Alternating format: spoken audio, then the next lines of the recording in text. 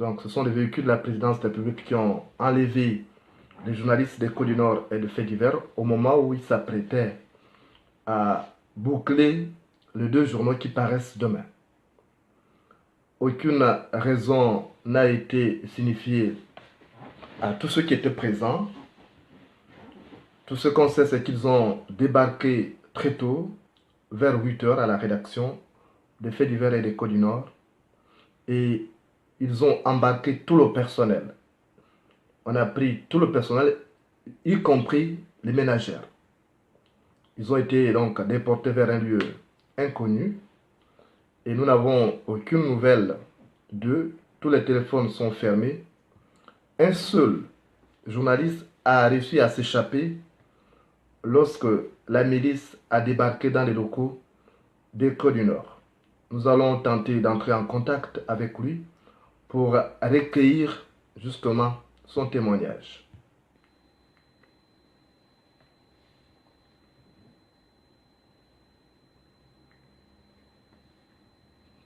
Je vous disais donc tantôt que les journalistes des Côtes du Nord et des Faits divers ont été enlevés ce matin dans les locaux de ces deux journaux et déportés vers un lieu inconnu.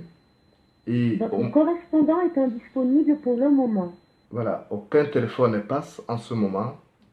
Nous avons tenté de joindre le rare journaliste qui a pu s'échapper. Il nous a expliqué que les milices sont arrivées armées jusqu'aux dents et qu'ils ont procédé à l'arrestation de tout le personnel qui se trouvait dans les locaux, des journalistes jusqu'aux ménagères. Nous allons tenter d'entrer en contact avec l'un des journalistes qui a suivi la scène. Et malheureusement, nous avons des problèmes de liaison avec Libreville. Cela prouve à suffisance que le régime d'Ali Bongo Votre correspondant est indisponible pour... fait dans la répression. De toute façon, nous vous tiendrons informés de l'évolution de la situation au long de la journée. Mais cela pourrait avoir un lien avec l'article paru dans Écho du Nord de mercredi dernier. Nous avons parlé des manœuvres dolosives orchestrées par le roi du Maroc, le grand ami d'Ali Bongo Ondimba, qui a pesé de tout son poids pour que les autorités françaises acceptent qu'Ali Bongo soit maintenu à la tête de l'État gabonais, malgré sa défaite à la dernière élection présidentielle. Cela prouve à suffisance aussi qu'Ali Bongo Ondimba n'est pas prêt à changer. Pendant qu'il demande le dialogue, il emprisonne les journalistes, il incarcère les activistes, il incarcère également les leaders politiques de l'opposition. Et cela prouve qu'on n'a pas le temps de dialoguer avec un despote qui ne veut pas se conformer aux normes démocratiques mondiales. Nous allons donc tout au long de la journée vous tenir informés de la situation. Ceux qui peuvent déjà commencer à manifester leur solidarité envers ces journalistes, ils seraient les bienvenus en allant faire peut-être un sitting devant les locaux du journal, déjà désert parce que les escadrons d'Ali Bongo Ondimba ont emporté tout sur eux. Ils ont détruit les téléphones des journalistes qui étaient sur le lieu et aujourd'hui on ne peut même pas les joindre, on ne sait pas où ils ont été amenés. Ils ont été embarqués à la cravache dans des pick-up appartenant à la présidence de la République gabonaise. Nous allons vous tenir informés dans la journée pour essayer de vous édifier suffisamment sur ce nouveau dérapage du régime d'Ali Bongo Ondimba. A plus tard.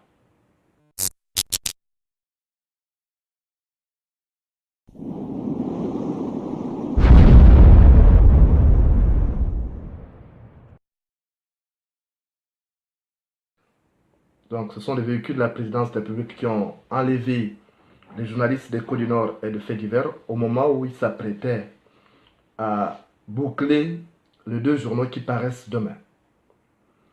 Aucune raison n'a été signifiée à tous ceux qui étaient présents. Tout ce qu'on sait, c'est qu'ils ont débarqué très tôt, vers 8 heures, à la rédaction des faits divers et des Côtes du Nord. Et ils ont embarqué mercredi dernier. Nous avons parlé des manœuvres dolosives orchestrées par le roi du Maroc, le grand ami d'Ali Bongo Ondimba, qui a pesé de tout son poids pour que les autorités françaises acceptent qu'Ali Bongo soit maintenu à la tête de l'État gabonais, malgré sa défaite à la dernière élection présidentielle. Cela prouve à suffisance aussi qu'Ali Bongo Ondimba n'est pas prêt à changer. Pendant qu'il demande le dialogue, il emprisonne les journalistes, il incarcère des activistes. Nous allons tenter d'entrer en contact avec l'un des journalistes qui a suivi la scène. Et malheureusement, nous avons des problèmes de liaison avec Libreville. Cela prouve à suffisance que le régime d'Ali Bongo Votre correspondant est indisponible pour...